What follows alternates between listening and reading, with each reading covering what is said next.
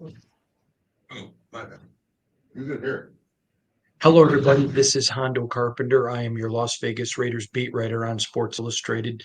It's good to talk to you all today. I hope that you're doing well. We are here at the Raiders facility with my other beat writer, the great Zeke Trezevant. Zeke, good to have you. How are you, bud? Doing well, Hondo. How about yourself? Good. We literally just walked out of practice and we talked this morning to Patrick Graham. We talked this morning to um, Luke Getsy. So let's just get right into it. I asked Luke Getsy point blank. It's not your fault when players get penalties. It's not your fault when players commit turnovers. It's not your fault when players don't execute. But 7 games in, the same problems have followed this team. So as the offensive coordinator, that's your fault and how to deal with it. And I thought he handled the question well. It wasn't a personal attack. Everyone knows I think he's a good guy, but I think it was a fair question. And I'd like your thoughts on what you thought of his response. Yeah, I mean, obviously, Hondo, I was sitting, right next to you when the question was asked, and you and I have already kind of spoken about this, but I thought the question was fair. I thought the answer was fair. I thought Luke Mhm. handled it very, very well. Which to be in his position, you have to handle being questioned well, and he did. And he gave a pretty insightful answer in terms of what was going on as well. But he didn't run from the fact that there was some responsibility, right, in terms of falling on his shoulders. So it's good that he's a self-aware coach and that he knows that he is responsible for helping the team improve. At the end of the day, though, this is a results-based business, and it is a business. It's a sport, but it's a business. And this offense, I don't think, is going to be allowed to continue to be mediocre for an entire 17-game season. They've got to right the ship, don't they?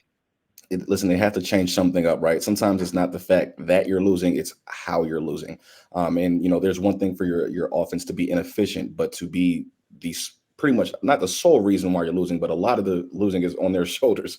That's a whole different story, right? And like you said, if you're AP or if you're Telesco, how do you keep on letting something that's obviously wrong keep going past a certain point in the season? So it's a fair point to be brought up. Yeah, and the thing that sticks out to me is nobody wants anyone to lose their job. That's not the this that's just not the way it works. But in a results oriented league, the results speak for themselves. I mean, millions of people tune in every week to see them. I think that's where this is such a different, you know, vocation than another job. And when you look at this offense, the thing that I keep coming back to is you saw the preseason. We saw an explosive, creative offense that we've gotten glimpses of during the season, but it's been non-existent this year when you look at it over totality. When they've won or were winning, that's what they did. And when they went away from it, it has not worked. To me, I'm surprised that they've not tried to go back to what they were supposed to do. Has it surprised you? Yes and no. It has surprised me that there hasn't really been an effort, but just in my personal opinion, I think certain things have gone so wrong for the Raiders offense that I think it's impacting Getsy's play calling, and I think that's what's really happening is that to a certain degree he's thinking maybe a little bit too much, but you can't blame him, right? When you call the right play on the 4 yard line and it goes an interception for 99 yards, well, is that Luke Getsy's fault? What again? Like I Third, asked no, before, not fourth. Third, not fourth. yeah, right. Like how would how do you as a coordinator continue to confidently call plays, right? So it goes both Mhm. ways. As much as he might want to get back to it, there's something that he's seeing from the players on the field that is keeping him from trying to get back to what worked. And I think that's the execution factor that's coming into play. Gardner Minshew said it best. It's not fair to my teammates, but I've never played this way. And he's absolutely right. He never has. He's not been a huge interception guy. Um, so this is really the perplexing. But when you look at several players playing bad, years ago, Bobby Bowden, the legendary West Virginia, and of course most people know him from Florida State coach, I was having lunch with him and we had a long discussion about a lot of topics. But one of the topics we talked about was I asked him, how can I be a better analyst as a media member covering sports? And he told me something, Zeke, I'll never forget. He said, if one or two players is playing poorly, then you can point a finger to the player. But when all of them are, or multiples are, and it continues over just more than a one game. He said, you have to look at coaching. And I'm taking his words. And I think right now, everybody on that offensive staff has to be getting a long, hard look at. And that starts with Getsy, doesn't it? Yeah, I mean, it always starts top down, right? Especially when, it's your, as the OC, you're the one that's putting the offense in, you're the one that's installing the offense, calling the plays. You're deciding a lot of this, right? So a lot of this does fall on your shoulders. So I think, like you said, this is deeper. However, this is deeper than just Getsy, right? This is a lot of people are not doing their job correctly. And I think in terms of the coaching factor, it's if a lot of the players are doing something that they're not supposed to be doing, and if they're not doing something that they're supposed to be doing, it goes both ways, right? It's multiple things that are going on here. They're doing things that they're not supposed to do, and they're not doing what they're supposed to do. And that almost always points to coaching. Let's talk about Desmond Ridder. This is a kid that coming out of college, a lot of people really liked. He was a multi-year starter, won a lot of big games. He's extremely athletic. I've had a lot of people ask me, do you think that he would compete for the starting job this week? No. But if Gardner continues the level of play and Aiden's out, they're going to be looking for any type of magic sauce to throw on this mess. I think he could very well be a competitor if Gardner's type of play continues. Would you agree or disagree with that? I agree, but I feel like it largely depends on Aiden and how bad his injury is, and how long he's out. Mhm. Obviously, if Aiden can come back, reasonably come back, I think they're going to try to get him in there as soon as possible.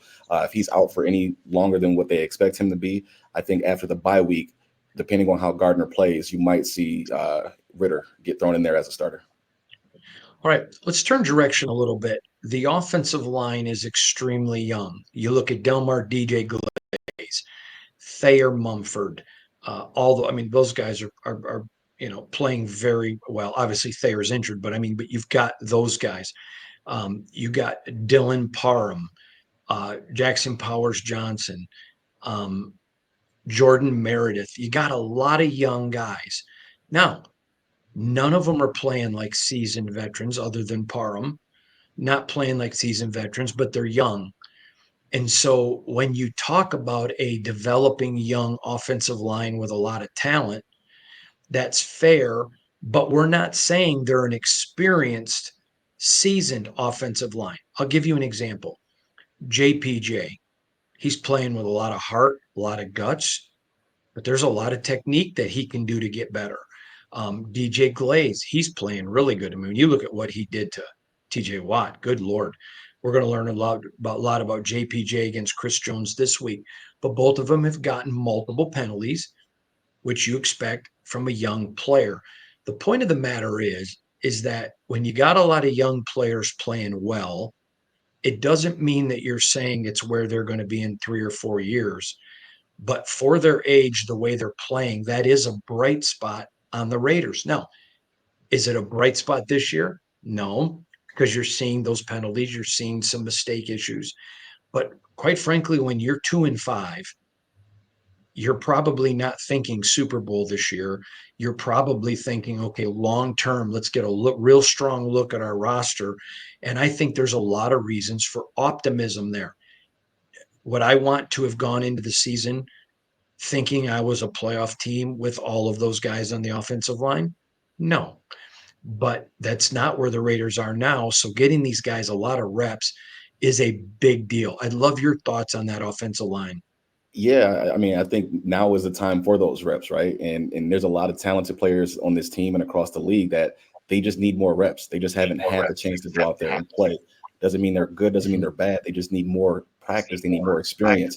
And at 2-5, and the season not really looking that good, and you've invested 2 of your first 3 draft picks last season on the offensive line, you might as well use the time to go ahead and get them kind of up to speed. I'll also like to point out that when you're talking about the offensive line, doesn't matter how talented they are individually, it matters how talented they are as a unit, right? And I think that's kind of where the Raiders have to improve. And I think that's where reps and time is going to come into play for these guys. Out of the 5 offensive linemen, I mean, 2 of them are rookies, right? This is somewhat of a makeshift offensive line. So like you said, they are thinking long term. I think with this offensive line, everybody should continue to think long term, because that's what is the focus for the Raiders right now. Yeah, that's a really good point on you. Let's turn over to the other side of the ball. Let's look at Jakorian Bennett. Last year he took a lot of grief from fans, but young players have a learning curve. And all off season, we preached about, because you're here with me every day. This organization loved Jakorian Bennett. They believed in him. Patrick Graham, I think, was his biggest cheerleader, just believed in him. And you're seeing the rewards of sticking with a young player. Now he's playing at an elite level. Only been 7 games. So let's not pretend it's been an entire season, just like with Brock Bowers. But when you look at his play, that is a classic example of sticking with a young guy and letting him develop, isn't it? 1,000%, right? You're talking about at the cornerback position, right? That's one of the most, that might be the most difficult position to play in all of football, outside of obviously quarterback. So you got to keep that in mind in terms of what we're talking about. Jakorian was one of the best cornerbacks really in college football coming out, right? So they've always had the belief that he could pan out. He had a rough patch last year, but I honestly think he was better for it, right? After we talked to coaches, players throughout his struggles last year, you never heard one bad thing said about Jakorian. It was always, hey, he's a rookie. He's having normal rookie issues. Give him some time. And they gave him some time. And I feel like that has pushed him, that has motivated him this year to continue the success that he had early last year. So I think a lot of what you're seeing from Jakorian is development, obviously, growth, obviously, but a chip on the shoulder from how last year went. Zeke, I told everybody last year when the Raiders went up to Arrowhead on Christmas that I predicted a win. You may remember I was on a radio station up there and literally got laughed off of the station when I said the Raiders were going to win. And everybody up there, he's a fan. Well, I was on a station this morning and said I fully expect the Chiefs to win this one. I don't.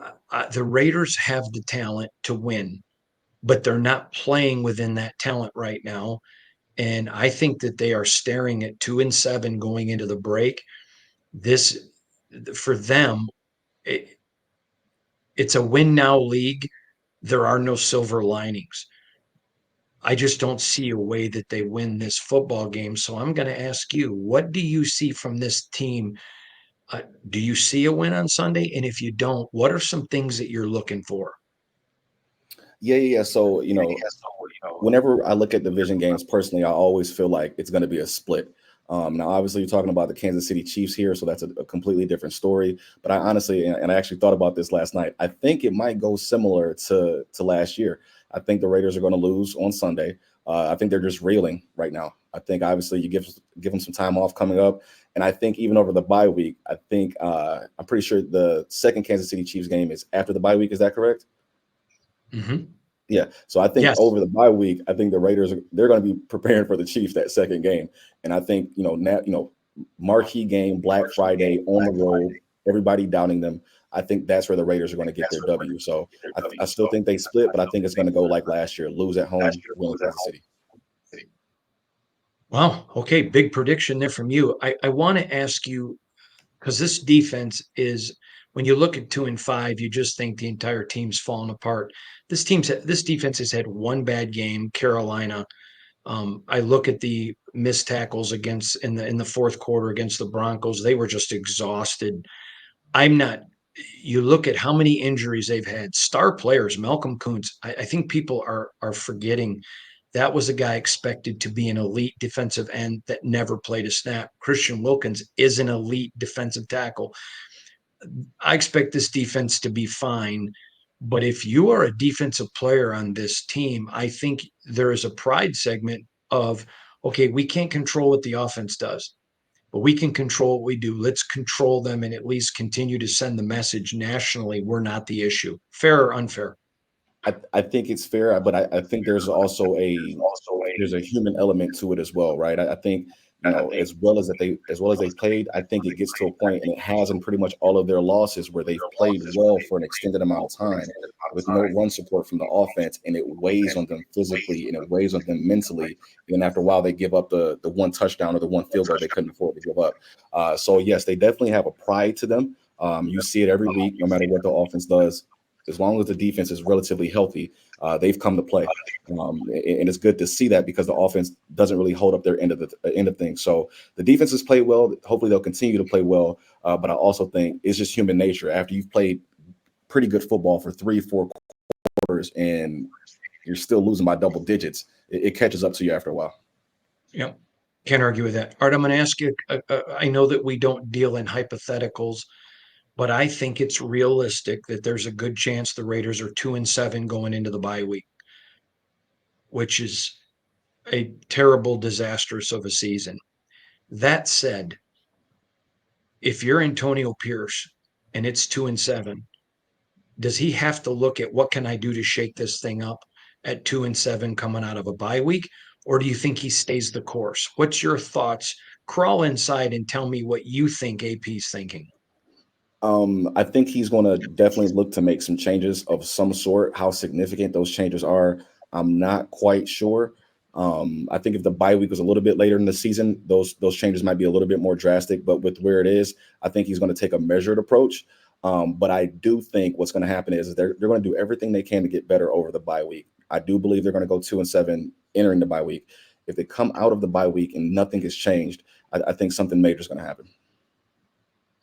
Yeah, it's pretty amazing to me. If they go into the bye week 2-7 and there isn't some changes, I'm a little bit shocked that you said you thought it would be later in the year. I mean, that's over halfway through.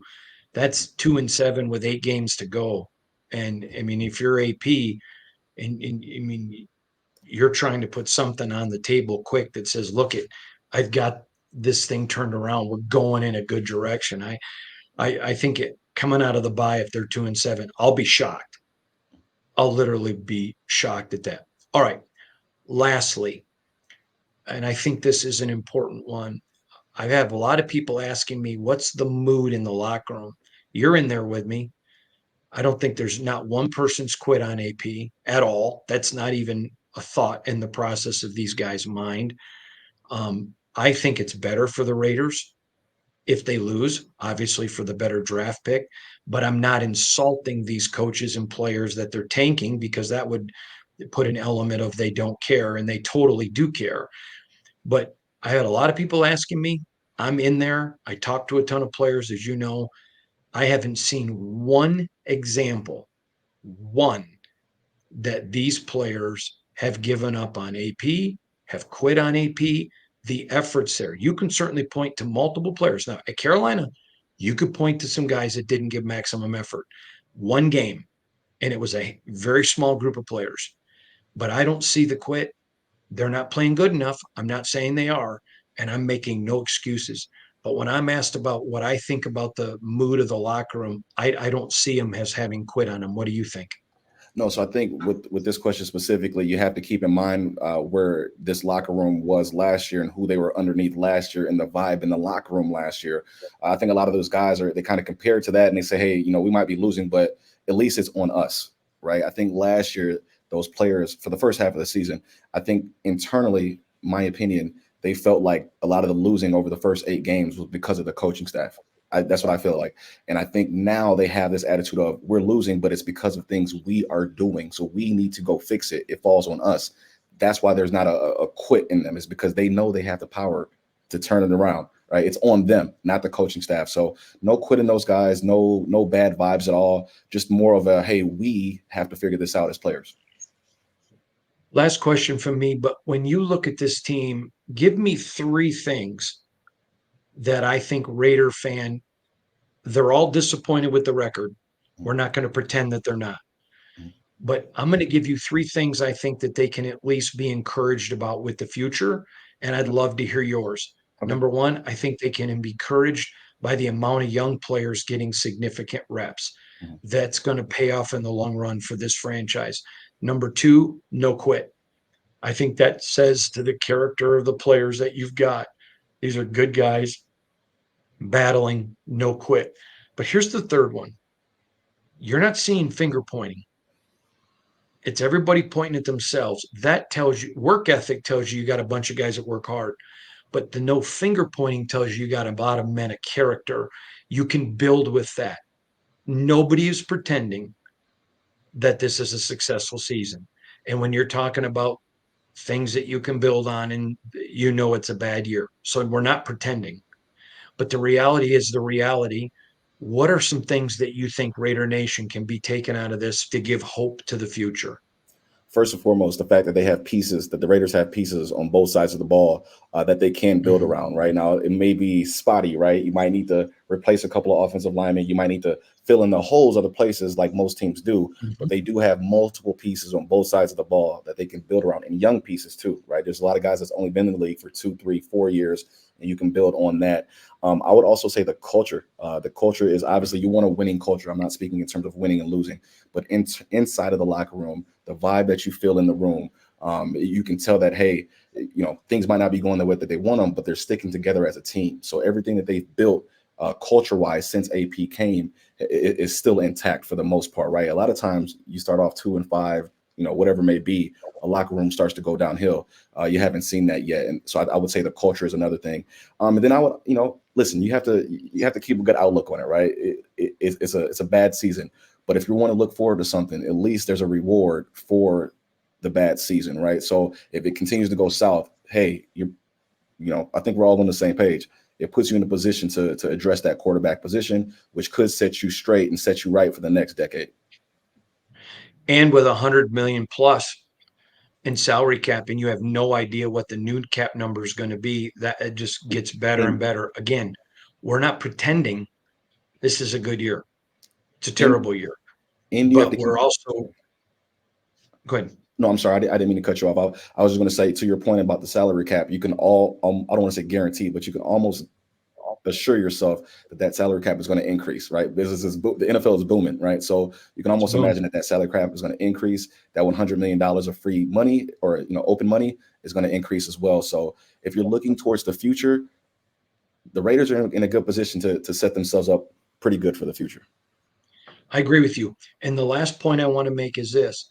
The more you see guys playing who are getting better and contributing, that tells you that you maybe have a rookie quarterback next year, but it's not necessarily a rebuild if you got a lot of pieces around him. I think that's a big point that people need to remember.